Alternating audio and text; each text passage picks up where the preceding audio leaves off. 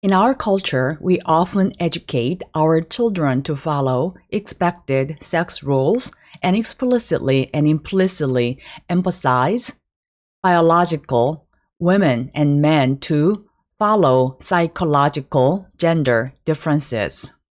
So, men need to be masculine, assertive, while women need to be feminine and expressive and responsive. That is, men are expected to be instrumental. That is, for example, when there is a problem, men are more likely to offer solutions.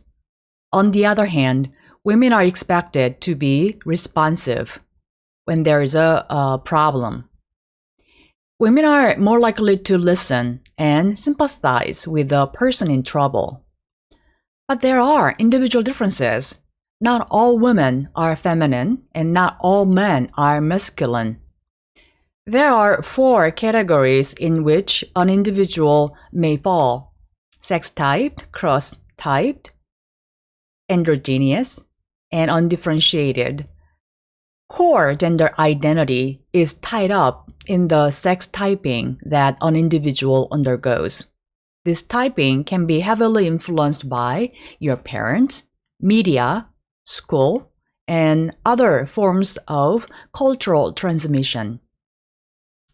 Sex-typed individuals process and integrate information that is in line with their gender. Cross-sex types individuals process and integrate information that is in line with the opposite gender. Androgynous individuals process and integrate traits and information from both genders. Finally, undifferentiated individuals do not show efficient processing of sex-typed information. Gender schema theory explains the process by which gender stereotypes become so psychologically ingrained in our society. Specifically, having strong gender schemata provides a filter through which we process incoming stimuli in the environment. Do you remember the riddle about a surgeon? Strong gender schemata makes it easier for us to assimilate information that is stereotype congruent.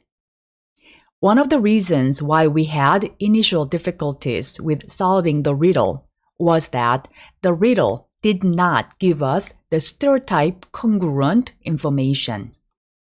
When we are growing up, gender schema influenced us to regulate behaviors that conform to the cultural definition of what it means to be male or female.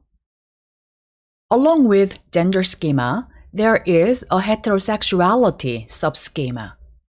Most societies treat exclusive heterosexuality as the benchmark for proper masculinity and femininity. That is, heterosexuality is the norm. Furthermore, the heterosexuality subschema asserts that men and women are supposed to be different from one another. It is hypothesized that this is why cross-sexed interactions are likely to be sexually coded. For example, an expression such as men and women cannot be friends underlie this heterosexuality subschema. After a certain age, a girl and a boy should not be in the same room. A woman, a man, should not be seen together in public. If so, they must be dating. These are heterosexuality subschema examples. Many of you, the students in this class, may find these expressions odd or strange. But when I was growing up, I heard these expressions often. When I was in middle school, a female student and a male student walking together was not encouraged. Strongly sex-typed individuals have a general readiness to invoke the heterosexuality subschema in social interactions, behaving differently towards individuals of the opposite sex that they find attractive versus unattractive. Some of the early research examples of gender schema theory came in the form of memory and other cognitive tasks designed to assess facilitated processing of sex-typed information. Much of this early research found that participants who were sex-typed remembered more traits associated with their sex, as well as processed sex-typed congruent information more efficiently, suggesting that the gender schema possessed by sex-typed individuals help to assimilate sex-typed, sex-associated information into their own self-concept. When you see photos, images like these, what comes to your mind first? Is it something like, is this person a woman or a man?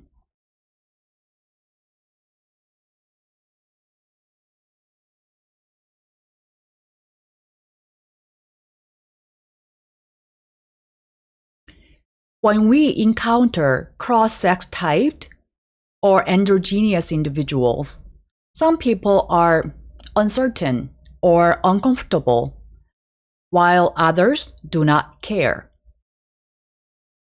Are you sex-typed, cross-sex-typed, or androgynous? Empathy has been discussed as important for communication. In Korea, 공감 능력, empathy, gaining popularity and attention as a way to improve 소통, communication. But when I was in your age, being a college student in Korea, I didn't hear much about 공감, 소통, empathy and communication. But these days, these are hot and trendy words. Okay. Traditionally, empathy can be categorized as two types. One is psychophysiological response. For example, when you see other people crying or being really sad, you start tearing up, getting tears in your eyes. Basically, your body reacts. Researchers have measured psychophysiological response of empathy in terms of blink reflexes, skin conductance responding, and heart rate. Another view of empathy has to do with social perception skills. Because this class is in a personal communication, not psychophysiology class, I'll focus more on the social perception aspect. Social perception view of empathy says that there are three types of empathy. With perspective taking, you are seeing things from the other person's point of view. In a sense, you are putting yourself in someone else's shoes. With empathy concern, you generally want the other person to be well and wish best for others. So you readily help others in need. People with high empathy concern tend to be more tender, sympathetic, compassionate, and soft-hearted.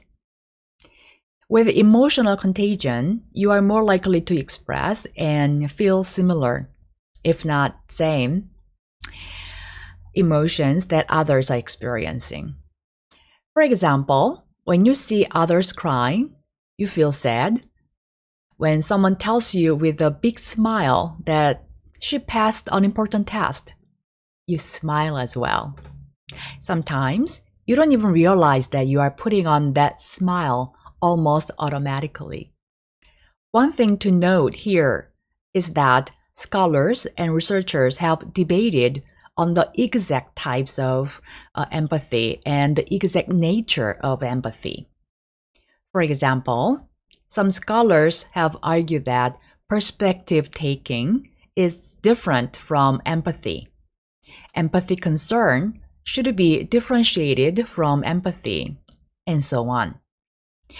We are not going into details about such a debate. I just want you to know being empathetic is not necessarily one thing. There are some various ways to become a good communicator.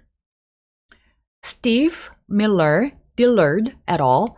Proposed this communication model incorporating empathy. In this model, the positive sign means the greater perspective taking will lead to the greater empathy concern, then the greater volunteerism.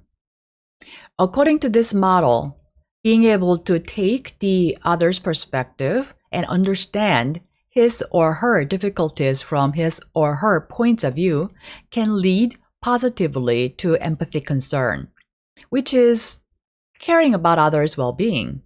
So, naturally, the greater willingness to volunteer and being able to communicate better with others. The positive sign makes sense and are self-explanatory. Then, this model shows one negative sign for the relationship between emotional contagion and effective communication. What it means that a high level of emotional contagion can make communication to be not effective. A moderate level of emotional contagion can be helpful because it fosters emotional synchrony between individuals. When people mirror their companions' expressions of emotion, they come to feel reflections of those companions' emotions. But a too high level of emotional contagion can be harmful in a sense because you lack an ability to keep some healthy distance between you and the other person. For example, if your friend is suffering from a loss, experiencing a huge amount of piercing sadness, you can feel the sadness, but you should not be completely engulfed in the emotion. You will need to talk through things with your friend. Take a walk with your friend to help your friend overcome and get better.